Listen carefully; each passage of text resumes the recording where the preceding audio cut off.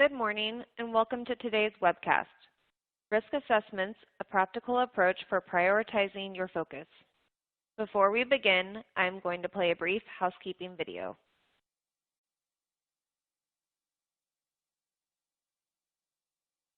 Welcome, and thanks for joining us. We're pleased to present another in our ongoing series of continuing professional education webcasts to help companies and individuals conquer challenges as they plan for what's next.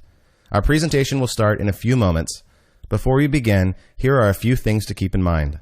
You can customize how you both view our presentation and interact with the presenter. For better viewing, close all other applications and turn up your speaker volume. You can also adjust window size and placement or enter full screen mode using the controls at the top of the window or dragging the bottom right-hand corner to resize. At the bottom of your screen, you'll see a series of icons, each relating to a different aspect of our session. You can download the group attendance sheet and a PDF copy of today's slides from the slide deck and handouts widget to the right of the slide view. You can ask our presenter questions during the webcast by typing a question in the Q&A window below the slide view and clicking Submit. We'll do our best to answer all questions during the presentation or follow up via email. If you experience technical difficulty during today's presentation, refresh your browser by hitting the F5 key. Today's session will offer you 1 CPE credit. To receive credit, you must meet the requirements as specified by the National Association of State Boards of Accountancy. You must attend at least 50 minutes of the session and respond to at least 75% of the polling questions, which we'll ask throughout today's presentation. To respond to a poll, click the button next to your answer. We'll track your progress and alert you when you've earned CPE credit. You can then click the certificate icon in the CPE Progress widget to open a PDF file that you can save to your computer. Don't worry if you can't download your PDF certificate today. We'll email a copy to you in 2 weeks. If you're attending this webcast in a group, you must complete our attendance sheet to receive CPE credit. The attendance sheet is available in the slide deck and handouts widget. Please have all group members sign it and send only 1 sheet per group. Also note that CPE credit can be awarded only to participants registered as themselves and isn't available to participants who view the on-demand version. As a reminder, the presentation you're about to see isn't legal, investment, or accounting advice. We encourage you to seek the counsel of a professional service provider to apply this content to your specific circumstances. I'm pleased to introduce today's presenters from Moss Adams. Mark Steranka, partner with our Business Consulting Services Group, and Colleen Rozillis, Senior Manager with our Business Consulting Services Group. With that, I'll turn it over to Mark to get us started. Great. Thanks, Kendall. And good morning or afternoon, everyone. Mark Steranka, partner with Moss Adams. Pleased to have you with us. Greetings from mostly sunny Seattle with our one-day reprieve of a week of rain. So we've got really a tremendous turnout for this webinar of people from a wide range of industries, literally from Alaska to Florida. Some of the most common sort of functions represented: accounting, finance, internal audit, risk management, the general C-suite, and board and council members. So thanks again for joining us. So our objectives for today are really to focus on, so what are the purposes of risk assessments? What's the good frequency for conducting them? How do we really leverage and optimally utilize them? But overall, really, as sort of the title of the webinar indicates, is how do we use them in a practical way to focus our priorities? And how do we use them in a way that gives us the insights and the information we need to do that in an effective way? So our agenda, we're really going to kind of take a top-down approach. We're going to start with sort of the role that risk assessments play at a strategic planning and governance level. And then we'll start to get into sort of the nuts and bolts of risk assessments, best practices, and how, again, they can be most effectively utilized to guide prioritization and decision-making. We're going to talk a little bit about internal controls and the role that they play in complementing risk assessments. And then we'll talk some about what you can expect out of a comprehensive or robust risk assessment in terms of outputs. And really today you can't have any sort of conversation on this type of topic without talking about COVID-19. So we'll conclude our presentation with a little bit of discussion about how COVID-19 is impacting our risk environments.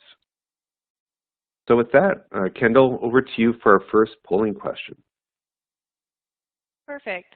So for our first polling question, we have, in what sector is your organization?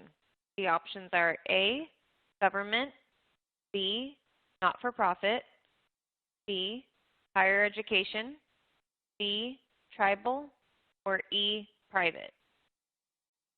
We'll give you a few moments here to respond. To participate, please click the button next to the answer you choose and hit submit.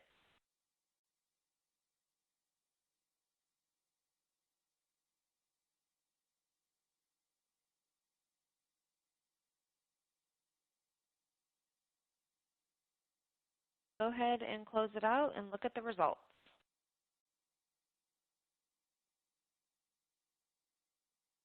All right, thanks, Kendall. So it looks like we have a pretty good distribution of folks from across quite a few industries here.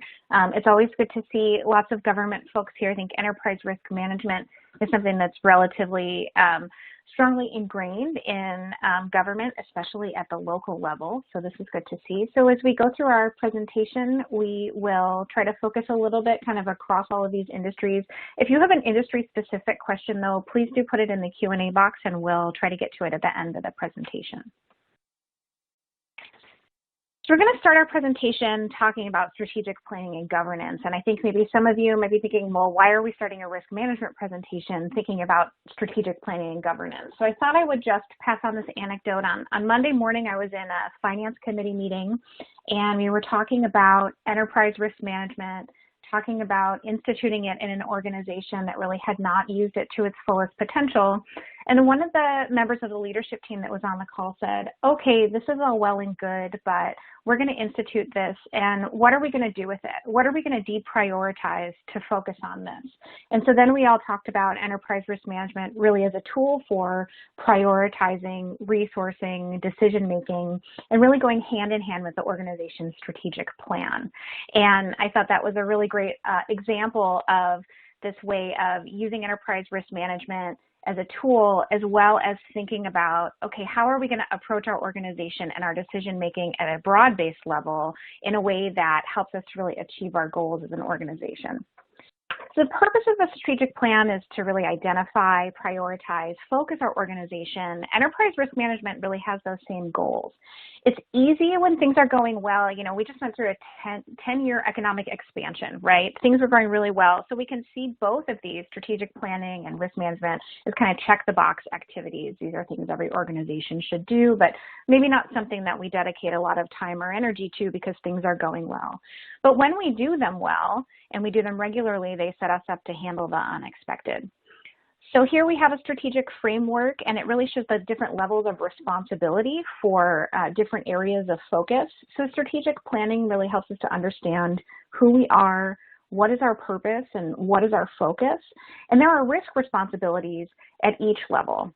Another lens to look at this is that kind of certain risks, like a pandemic, are threats to strategic objectives. So risk can get in the way of us really achieving our business goals. For example, if we had a goal of increasing profitability by 15% this year, that may have totally changed as a result of the pandemic. And that risk management and strategic planning together can help us to align and address those risks. Aligning enterprise risk management with strategy can also help to position an organization to take advantage of opportunities that might be missed otherwise, because it helps us to think about our goals through a few different lenses. So when we think about governance, up here I have 3 pillars that we like to think of as pillars of strong governance, and they're also pillars of risk management.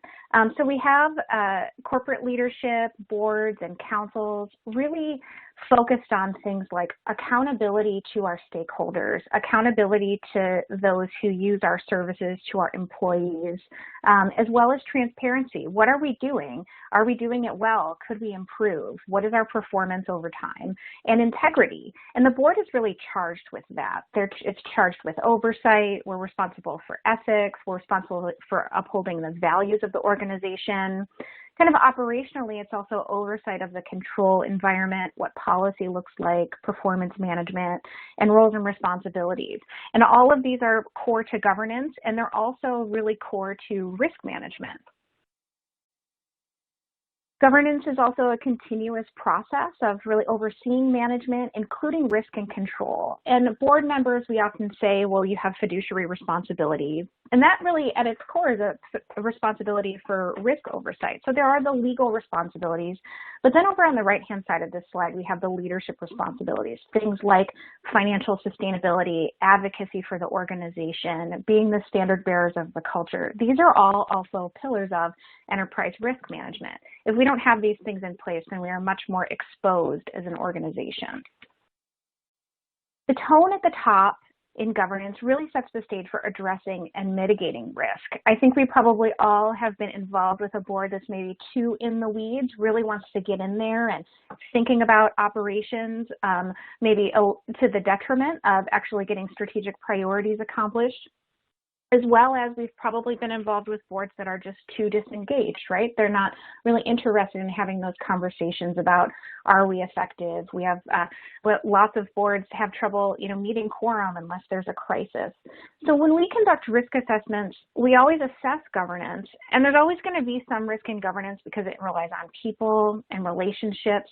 And one of the core risks is really a misunderstanding of what the board is responsible and what management is responsible for. The board is really responsible for defining the what, defining the ends of the organization and what we will be focused on, what our priorities are, and management is focused on the how and how we're going to get there. Some of the things we look at when we assess governance and risk with governance, we ask about turnover on the board. What's intellectual capital on the board and institutional knowledge on the board like?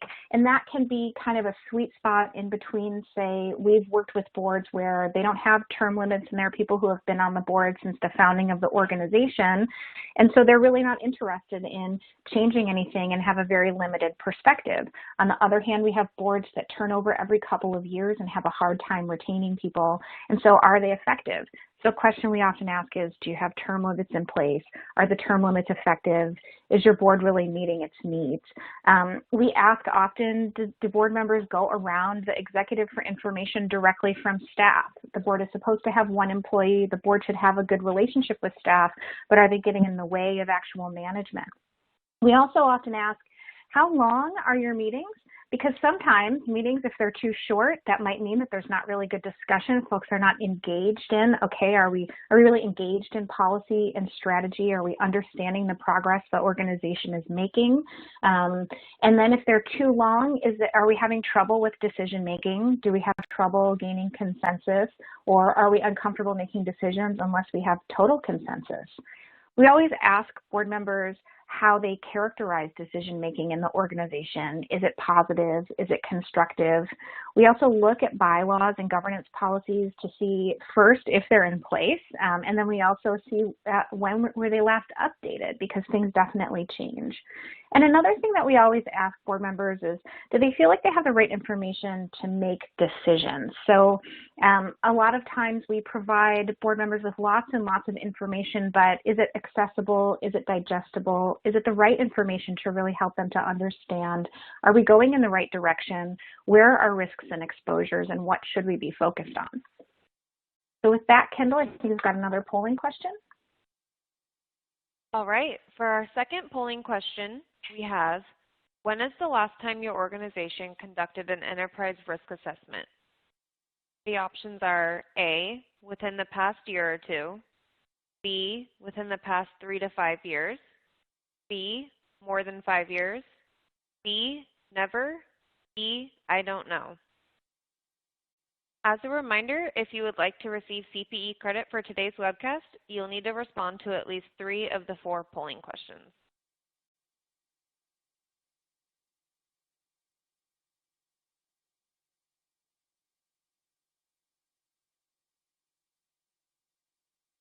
A few more seconds. All right, we will close out and take a look at the results. Great, thanks, Kendall. Within, let's see, we've good 40% almost within the past year or two, and then we sort of taper off. So that's good. So we're staying frequent, and it's probably a good time to talk about just what is the right frequency. And it really, we would say, varies by what's happening with your organization. So if you have a very static environment, unlike what we have now, then maybe you're doing it every 2 or 3 years. If you have a lot going on, a lot of change in your organization, a lot happening externally that's impacting your organization, then maybe you're doing it more frequently, as in annually. Annually is probably the most typical, but then it also depends on really how you conduct risk assessments and how you utilize them in a way, kind of how surface level are they, or versus how sort of robust and how deep do they go in terms of assessing risks across the organization. And so that's some of what we'll talk about moving forward here. So let's focus some on what we think are some best practices or really effective ways to approach and leverage risk assessments. And this isn't going to be necessarily the exact same for everyone, so it's not meant to be prescriptive in terms of thou shalt do it this way. But here are things that we see across the marketplace, things that we practice when we perform risk assessments that we think will be helpful. So the first is just thinking about, so what, Colleen talked about risk assessments at a strategic level, strategic planning, governance, and really just thinking about, so how do they fit into the equation for our organizations, both sort of functionally, and then what role do they really play? And so, kind of starts with whether you have a formal enterprise risk management function or not. Some organizations do, and some don't. It's really that's kind of the role that a risk assessment in its results play, is creating the capability or informing the capability to perform enterprise risk management. So then how does that information, that knowledge sort of interact with the organization? We show sort of 3 elements: leadership, your internal and external audit, strategic planning and governance, which Colleen already addressed. So, but if we take one just as an example, leadership. So thinking about what's the interplay between a risk assessment or risk management and leadership. So on one hand, it should be leadership plays an important role in providing inputs and insights to a risk assessment process, because part of it is you're trying to tap the knowledge from leadership, what's working well, what's not working as well as we might want it to, where do we think that we have exposure in the organization and why? And so that's helping to then inform, okay, what is an assessment of risk?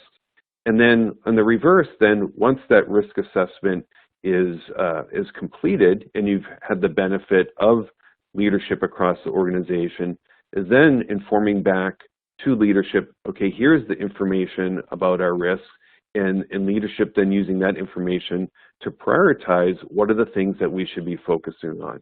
Where do we have our most exposure? What are the cost implications to try to mitigate that exposure?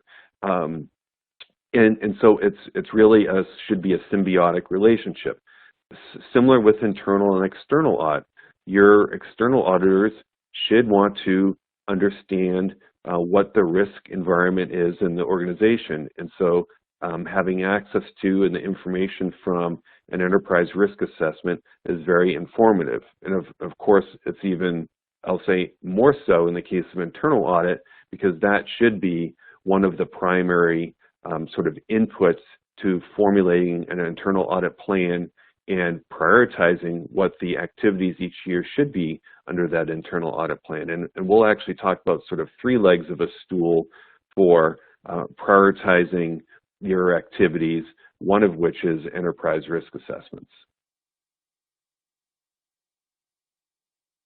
So what do we typically see in an enterprise as an output of an enterprise risk assessment?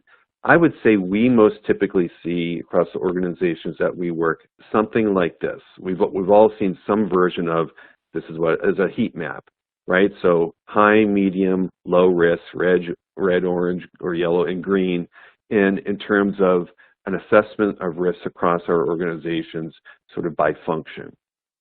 And that's interesting and somewhat informative, but typically what we see in total from a risk assessment is something like this plus a list of projects. And you kind of say, okay, I can see sort of the overall assessment of risk, and I can see the type of projects that are being recommended as a result of that. But where's really the correlation?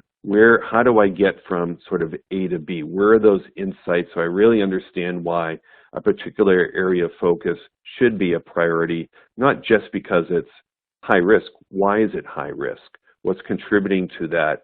And help me understand why addressing this is more important than addressing something else. And so we're sort of going to start to then layer in additional facets and information that make a risk assessment more informative. So if we've all had exposure to risk assessments, we probably all know that the predominant approach to that is creating risk ratings, like reflected in the prior slide: high, medium, low, red, orange, green, or yellow and green. And those are based on typically two factors. And we see here, so top, we see risk level, that's overall risk rating. And then those next two factors, likelihood of a negative event and impact of a negative event, are the factors that almost always are the considerations. I mean, they always are considerations, but they're almost always the exclusive considerations of a risk rating. And while those are informative, there are other things that you might want to consider to have a more insightful, more informative sort of approach and insight into what's happening with a particular function in your organization as you're assessing risks. So we layer in preparedness. So we talk about the likelihood or the impact of a negative event, but what about the preparedness of an organization to respond to that negative event? Similarly, trajectory. So while a risk assessment is technically considered to be a point in time, none of us work in static organizations. There's always something in process. So trajectory is about, okay, where are we in addressing preparedness, responses to impacts, likelihood? What activities do we have that are ongoing in a particular function that we're assessing risks? So we're not just saying this is static, here's where we are. Where are we on a continuum? Are we, for example, if we're doing nothing relative to a particular area of risk, then that's good to know. If we're in the process of working on something like developing a policy but it's not finished yet, well, then it's important to know that something is in progress and that we are working on it. And so we look at trajectory. And then ultimately, based on these risk assessments, what we're trying to identify, and this gets to prioritization of our focus, is what are actions that we could be taking to mitigate risk based on the risks that have been identified. And so identifying what those different actions are, what the associated level of effort is, perhaps associated with those actions. So then now we can kind of get a flavor for the things that we can actually work on to manage or mitigate risks. And then finally, if we took those actions, what might the residual risk look like? If we're starting at high and we took actions, might that bring us down to medium or low? Or might our risk be so high that those actions are maybe still going to keep us at high, and this is going to be a more involved process to reduce risk in a particular area? But now we're starting to get more information to be more informed about identifying and prioritizing activities to mitigate risks. So when we're talking about risks, what are we focusing on? And again, we're talking about enterprise risk assessments, so we're talking about across our organizations as a whole at a relatively high level, but trying to get insights into the different functions that make up our organization so that we're able to effectively assess risks. So you see, it's not so much about the groupings of categories here, but just all the different functions that we should be looking at when we're addressing risks. So for example, Colleen mentioned governance. So is there stability in our governance structure? Is there continuity? Is there, when we make decisions, does everybody get behind them from a governance perspective, or are they a source of sort of turmoil in the organization where we have differing views, and that makes things less stable? Accounting and finance, so reserve levels. Talk about COVID-19. Do we have adequate reserve levels? From a management perspective, typical area of focus here, succession. So how prepared are we for our bench strength in terms of supporting people who retire or leave the organization for whatever reason? To what extent is institutional knowledge going out the door, which gets us into policies and procedures? Talking about asset management, our major assets, are we inventorying them? Are we reserving for them? Do we have replacement schedules for them? Do we have large extraordinary maintenance programs because we're not taking care of our assets and our infrastructure? Human resources, how well does human resources as a function able to meet our needs, our human capital needs of the organization? Before COVID-19, it was an extremely competitive marketplace for people.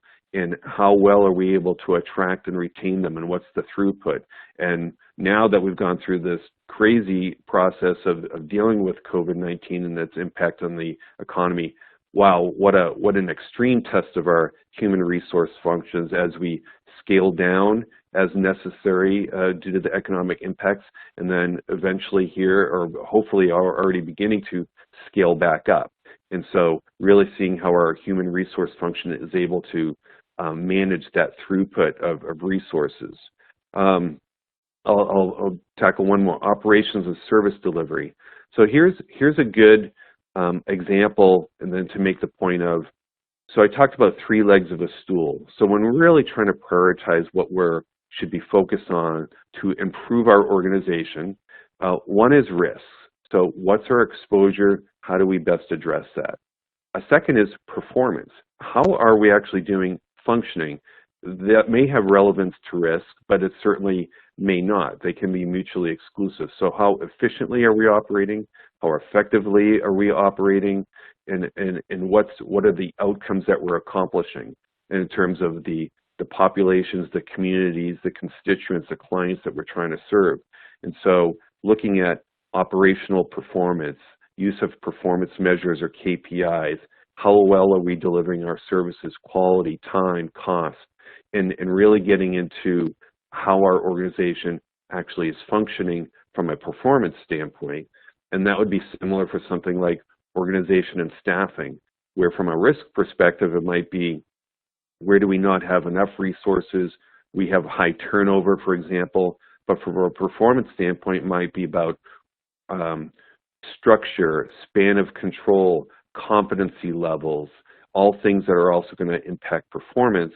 And so when we're conducting risk assessments, what an opportunity to learn about performance just as much as risk. So when we're, for example, talking to leadership across the organization, not just focusing on where is exposure, focusing on what's working well and what's not working as well as it could be, and why, and how can we address that? Because that's just as important to the overall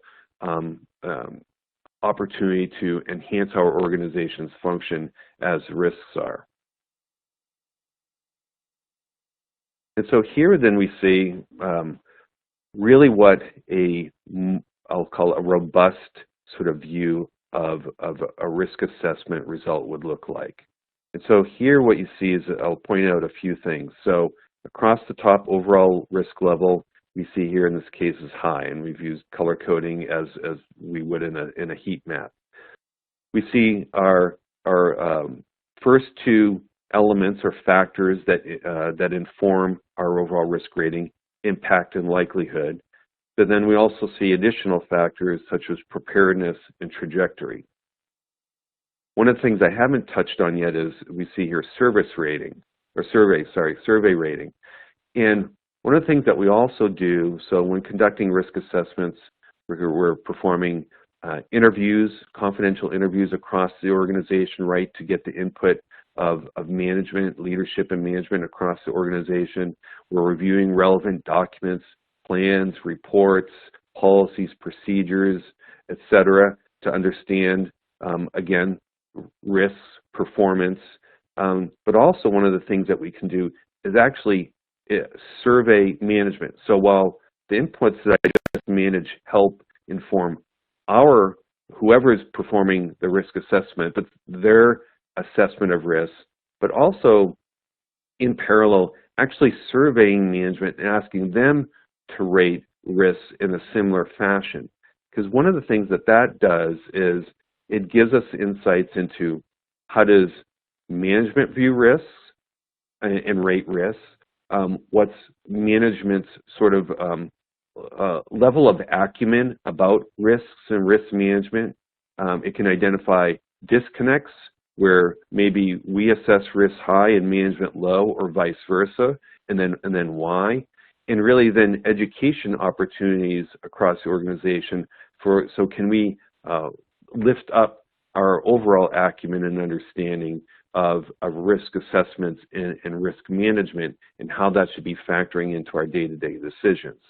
And so the various risk factors give us our rating, a survey of management gives that rating. That's very informative. And then we drill down into then more detail, which are what are risk mitigating actions that we can take? What are things that we can do to reduce risk or perhaps even eliminate risks?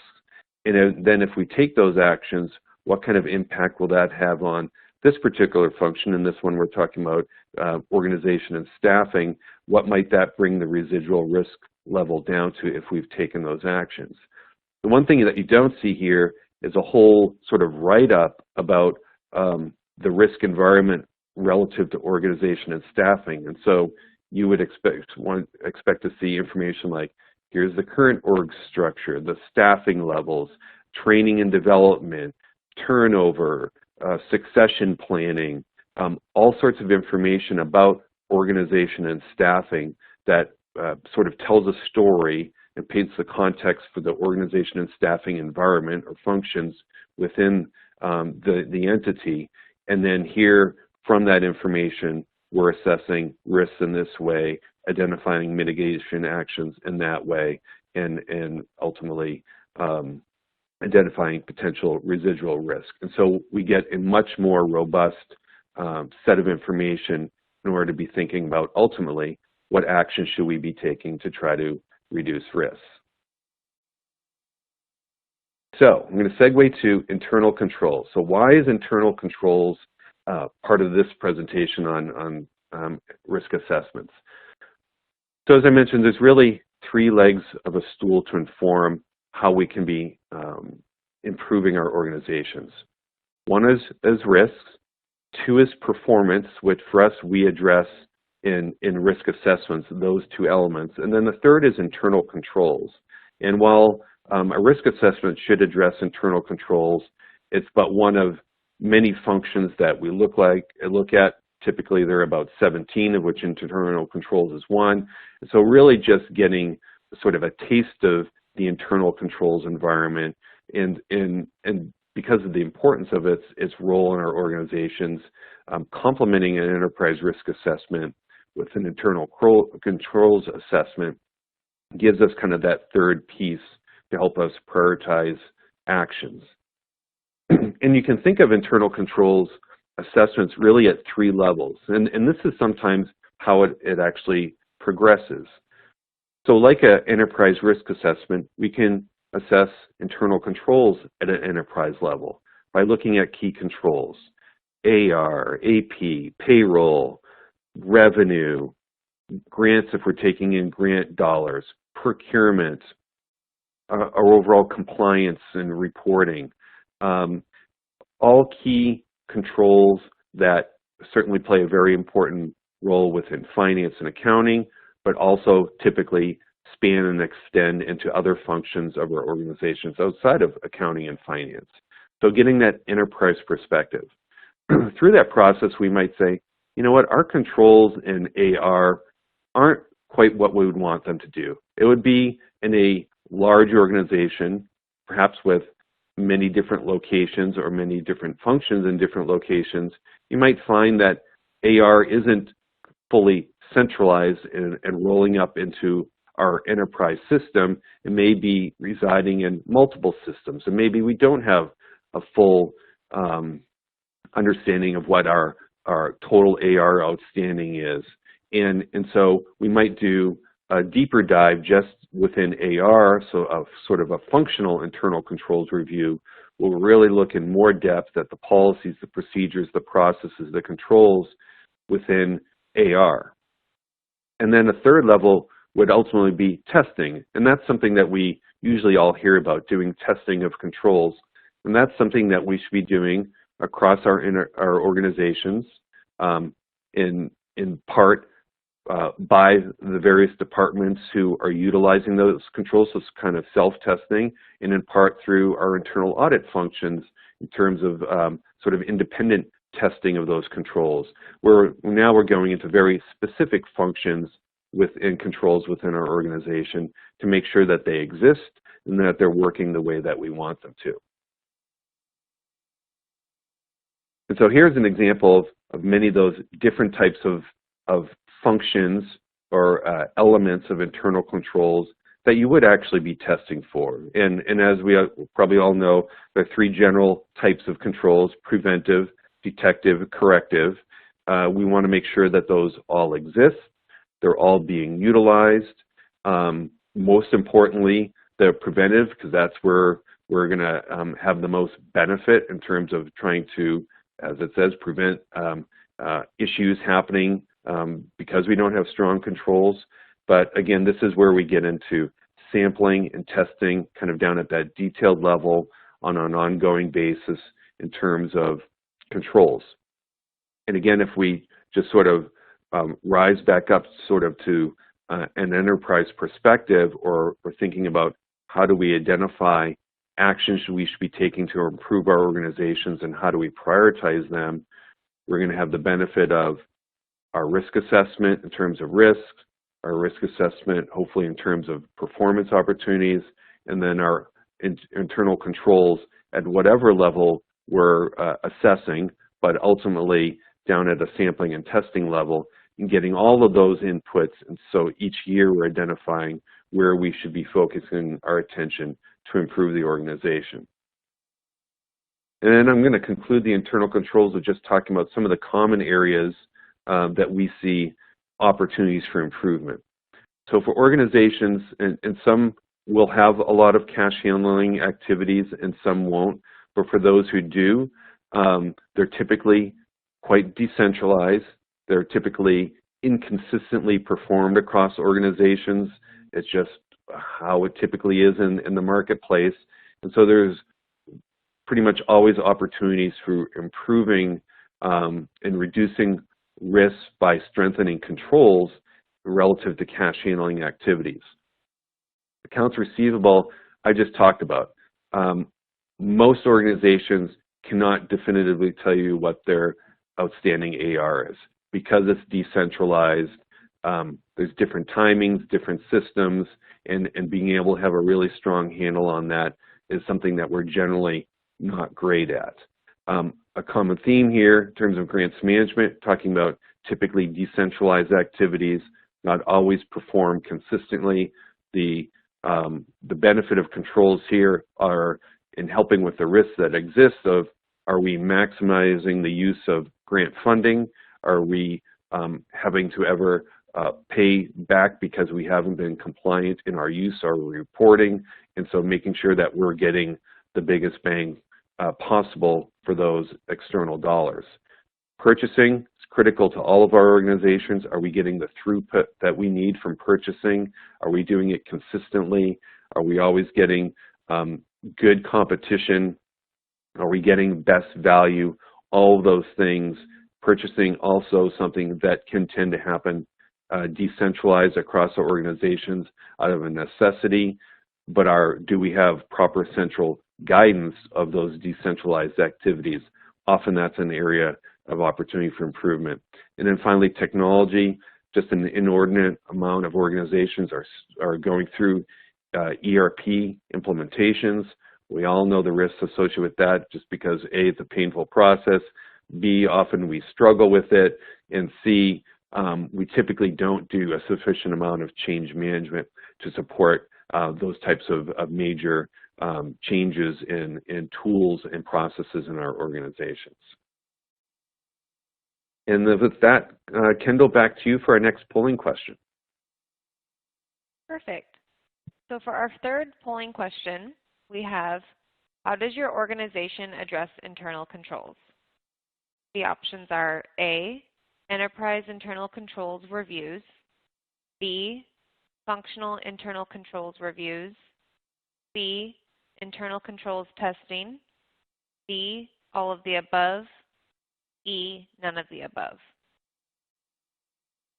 For those of you that would like a copy of today's slide deck, you can download them from the folder that says Slide Deck and Handouts to the right of the slide view. We will also be sending the slides via email after the webcast.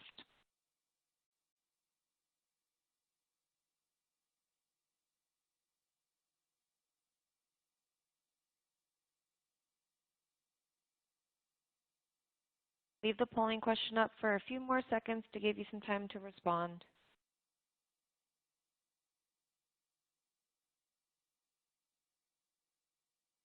All right, let's go ahead and close out and take a look at the results. All right, thanks, Kendall.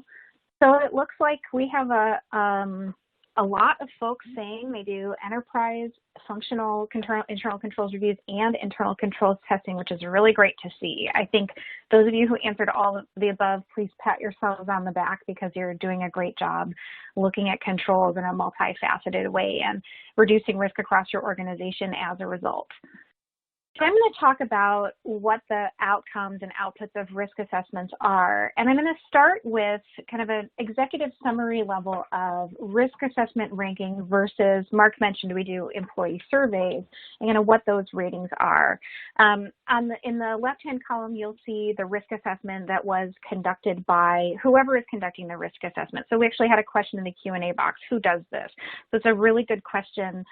It can be conducted by your internal auditor. It can be conducted by risk management. It can be outsourced.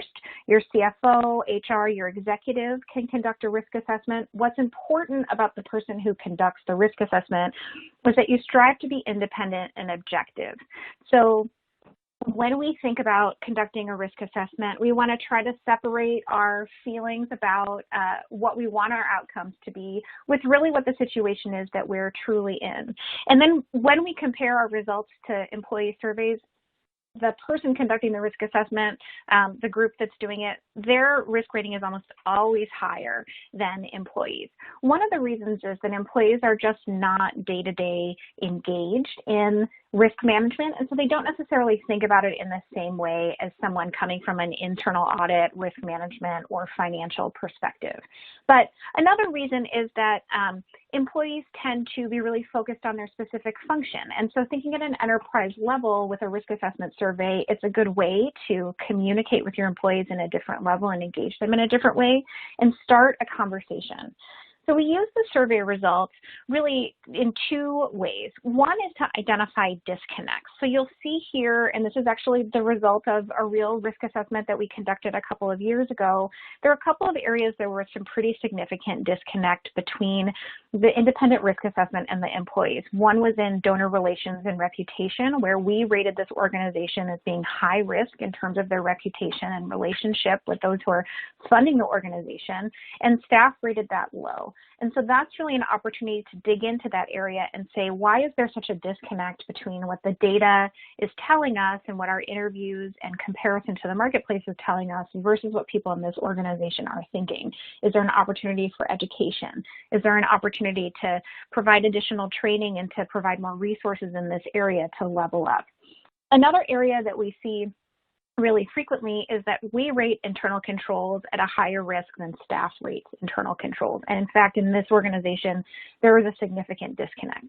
In any organization where we see staff rating internal controls or fraud, waste, and abuse at very low risk, that to us is actually kind of a red flag. That's saying you really trust your coworkers, you really trust the processes in place, and we have staff who are not necessarily on the lookout for failures in the control environment or failures in the ethics of their colleagues. And so those are environments where we might actually have greater opportunity for there to be fraud, waste, or abuse, or a failure of controls. Another really great value of the survey results is that they can open up a conversation about organizationally what is our risk appetite and what is our risk tolerance for each area. And every organization has limited resources, kind of going back to the beginning when we were talking about how are we going to focus and what are we going to prioritize. In some areas, we might be willing to take greater risks. This may be informed by both the external environment as well as the residual risk in that area. And so what we would really highly encourage is in these areas where we're at higher risk, sitting down with the stakeholders. So if human capital is a higher risk, we want to engage our people team, we want to engage our leadership and maybe some core members of staff and say, let's really dig into what the risk assessment told us. What sort of level of risk are we willing to accept? For example, if we have really high turnover, are we going to continue to accept potentially a higher level of turnover because of the industry that we're in, because of our the hiring market where we are, things like that. So when we conduct risk assessments, we pretty consistently see these areas as higher risk. So I'm going to go through a couple of them. I think probably number one, and every organization has this in common, which is that human capital is a very high risk. Really, before COVID-19, as Mark mentioned, we were really in an employees marketplace. We saw in many places that there were just more jobs available than people in areas, especially in specialized and managerial functions. We also see succession planning being a huge issue in many organizations. We've had clients when we conduct a risk assessment that, more than 60% of their organization is eligible to retire in the next 5 years. How do we capture that institutional knowledge? How do we make sure that these people are moving out of the organization in a way that is positive and doesn't really leave us in the lurch? Identifying sole contributors, also very important as part of this process. I think in particular, that's a lesson that we learned from COVID-19 when we've got a sole contributor. Recruitment and retention is key here, as well as workforce planning. So thinking back to our strategic framework, what are the goals we're trying to achieve? What skills and competencies do we need in our organization to really make our goals achievable, and really planning for that and making sure that we're recruiting those people. And also generational changes in the workplace. We have a great shift to telework. We have a shift in terms of expectations for employee rewards and recognition based on generational changes in the workplace. And that can really impact our employee engagement and risk exposure. We have employee engagement here as a high risk. So a statistic that we like to talk about here. So there's an annual national survey of employee engagement. In 2019, employee engagement was at its highest across the United States, and that was 35% of employees were actively engaged. So there's a lot of work to do in terms of employee engagement. Those survey results also noted that 13% of employees are actively disengaged. So those are your people that we might refer to as a clubhouse cancer. We've got people in our organization who are out there who are actively bringing down the rest of the organization, and that's a huge risk to employee engagement. We always say in organizations that people don't leave jobs, right? They leave managers. And so that's very important to dig into when we think about our employees are engaged and what is the impact on our organization if they're not. Technology, a higher risk area for every single organization. Cybersecurity, there are always headlines about that, right? Continuity of operations, particularly important when we think about technology and how much we're all dependent on our individual employees' Wi-Fi right now. Another area that we see, we had a lot of folks from government not-for-profit here, so just wanted to note another area that we see really frequently is grants management, which is an area in most organizations that's very highly decentralized. And so we rely on folks who might not be very compliance-oriented. They may be program managers actually delivering a service. Those are the folks who then are doing the reporting and ensuring that we're compliant and able to continue to receive funding. And finally, just wanted to note reputation. So public relations really increasingly difficult in a social media-driven world, and many organizations have been kind of slow to figure out how to manage reputation and how to really engage the people that we serve in our communities effectively as this has changed. This is an increasing exposure in many of the organizations that we do this type of work for. And I also want to note external environment here. So it's not on this slide, but I would say it impacts all of these areas and really impacts your risk in many different ways, which is that there are many risk factors that impact organizations that are really outside of our control. For example, this increasing cost of housing can impact your labor market, can impact your ability to attract employees. Environmental factors like climate change, like preparedness for things like wildfires and tornadoes and earthquakes, those are all things that we cannot control, but we have to be able to prepare and respond to. And I think we're learning lessons because COVID-19 has really dramatically altered the risk landscape. So going back to human resources, I think we all experienced over the last 3 months, our organizations immediately focused to shifting to employee safety. And then there is, in many organizations, thinking about furloughs and layoffs and adjusting to a completely different environment in terms of providing our service, some organizations closing for a certain amount of time. And now we're looking at people putting together recovery plans. And when we're putting together recovery plans, we have to consider things like if we have an employee who is ill or caring for someone who is ill. We've got working parents who are now providing childcare and also trying to work full-time and balancing that. We've got sole contributors out there who might be working from home and maybe not able to cross-train a backup as well as they could have in the past. And then we have things that people have to go into the office for, right? Someone has to get the mail, someone has to run payroll. How are we going to handle that? We have found ourselves increasingly reliant on technology as a result of that. We're all getting used to 60 different, Zoom, Skype, Teams, WebEx, every possible way to communicate. And so what is the impact on us and where could we be exposed just through the use of the conferencing platform and the data that we pass back and forth? Reporting and compliance is also an area that we've really seen impacted by the pandemic. In particular, CARES Act and other recovery funding, it will have to be reported. We've had a couple of clients bring up concerns about we want to make sure we're not double counting something or getting double reimbursed because we don't want to get in trouble. And then I just wanted to note supply chain. So things in the supply chain have been really significantly disrupted by the pandemic in ways that we didn't think about, from everyday items like toilet paper to really larger items that are key in manufacturing processes in terms of food processing and things like that. We've seen that across many of our clients, and I think we're going to learn a lot of lessons. We're just not sure right now exactly what all the lessons are. Finally, I just wanted to bring it back to governance. So there was a Gartner survey back in April of risk managers, and they noted that as a result of COVID-19, board communication was actually the lowest priority in the first month of the pandemic in the U.S. And we probably all experienced this as well. We had committee meetings postponed or canceled. We had board meetings postponed or canceled because we were really dealing with this direct COVID response.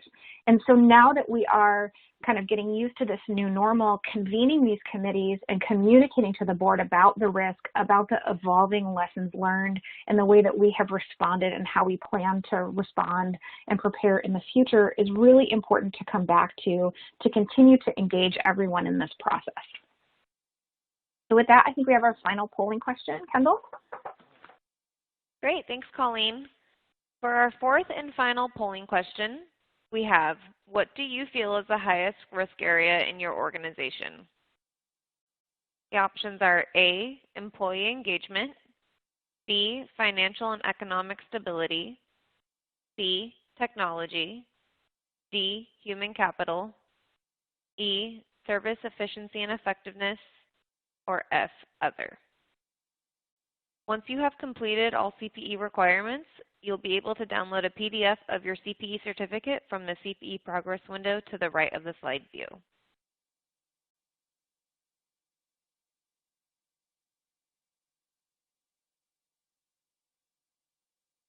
More seconds here.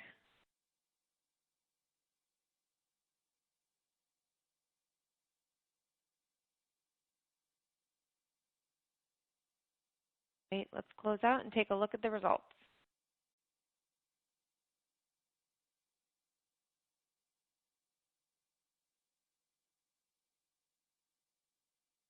Back to you, Colleen. Okay, so probably not a surprise, financial and economic stability. We are in a time when our economy is really unstable. We're waiting to see the effects of the pandemic long-term on the economy and what the recovery will look like. So that's not a surprise. And I definitely see that all the other areas are about equal. And, you know, we see that kind of day-to-day, pandemic or not. These are areas that are high risk for organizations. All right, so I think we have a couple of minutes to answer a couple of questions. Kendall, do you want to read a couple of them? Yes. All right, so if you have any questions, please feel free to submit them. And if we can't get to them all, we'll definitely do our best to follow up after the presentation. All right, for the first question, what's the right balance between quantitative and qualitative risk information? You want to start, Colleen, or you want me to? Yeah, so I can start, and then I think you can finish up. So I would say that, you know, we start out with qualitative information because we interview people across the organization and ask them, you know, like Mark said, you know, let's talk about risk and performance, what's working, what's not working, what are areas that you're concerned about. And then we go back and we collect a lot of information to really validate that. Mark, do you want to talk about the type of data that we collect? Sure, and of course it's going to vary by the various functions that we're assessing in terms of risks, and so some of it is going to be external data, population demographics, economic, development, as Colleen mentioned, housing costs, things like that. Some of it, a lot of it's going to be internal in terms of performance, risk-related information in terms of activities, financials, policies, and procedures in terms of what's actually in place. We mentioned turnover statistics, but it's exactly right what Colleen said is you kind of start from a qualitative standpoint, getting a sense of the organization, and then you try to do the best that you can, even though, again, keeping in mind that we're operating at an enterprise level, trying to get, we'll call it documentation or evidence that what we're qualitatively sort of surmising can be quantitatively backed up. Not everything is going to be that, or you're not going to have time necessarily, or to take the level of effort to get all of the documentation you might need in terms of making it quantitative, but certainly the more that you can, and if you almost think of it, even though these aren't findings or recommendations, it's sort of similar. Findings are kind of the risk assessment and the recommendations are kind of the mitigating actions, and you want to have as much information as you can within making it practical to be able to support those risk ratings so that they make sense and that the actions that you're identifying to mitigate those seem reasonable and also make sense. So back to you, Kendall, for maybe another question. Great, thank you both. I think we have time for one more question. It looks like, okay, so this one says, have you found clients merge both their business continuity planning and enterprise risk assessment process? I seem to hear things to be performed separately as separate processes. I'm going to let you start that one too, Colleen. Yeah, that's a really good question. And I would agree. I think we see business continuity planning and risk assessment often come from separate places. In fact, continuity sometimes comes out of the IT space. We sort of start with disaster recovery and we think about continuity of operations with respect to technology and making sure our systems are online. And so it can kind of grow from a totally different place from risk assessment, which can come from, internal audit or risk management or finance. I would say that in the best organizations, these are two things that are merged, and we would want the risk assessment to inform continuity planning. Certainly anyone who does business continuity planning should have access to the risk assessment, should have some conversations with the folks who conducted it to make sure that those exposures are identified as part of that process. Mark, did you have anything you wanted to add? Maybe just a couple comments. So I do think, there are a number of sort of lessons learned from going through COVID-19, not that it's over, but in the economic impacts and how we can think about doing things differently in our organizations. So this is a great example. Just as Colleen said, instead of business continuity planning being what is typically predominantly technology focused, it being more organizational focused, right? Our entire enterprise in terms of continuity. This was a wake-up call to that. And then just thinking, and as we think about business continuity planning, thinking about, okay, also then how do we approach our organizations differently? Now, no one's going to plan, if we're all honest, for an event like this to happen. No one would expect that, and no one's planning for that an extreme of an event or impact. However, it is a wake-up call that we probably need to take things that we can't control more seriously, and what are the various things that we can do to protect our organizations or mitigate that type of risk more. And so then that's things like, just in terms of strategies, easy one is reserve levels, and how do we better prepare, like keeping more money in the organization versus taking it out of the organization. How do we have more of a variable organization that can scale up and down with needs versus a more fixed organization? We talk about that from a compensation standpoint all the time, fixed versus variable, but how about our overall workforce and our scalability? And so how do we rethink things? Another obvious aspect of that is working remotely versus not, which has both technology and overall operational and human capital impacts. And so, yeah, it's taking that more holistic approach, merging those activities that they can still be from separate functions, but making sure that they're coming together for our organizations, because they both should have a fully enterprise perspective. And I think with that, Kendall, we should be back to you to close this out. Great. Thank you, Mark and Colleen, for a great presentation today.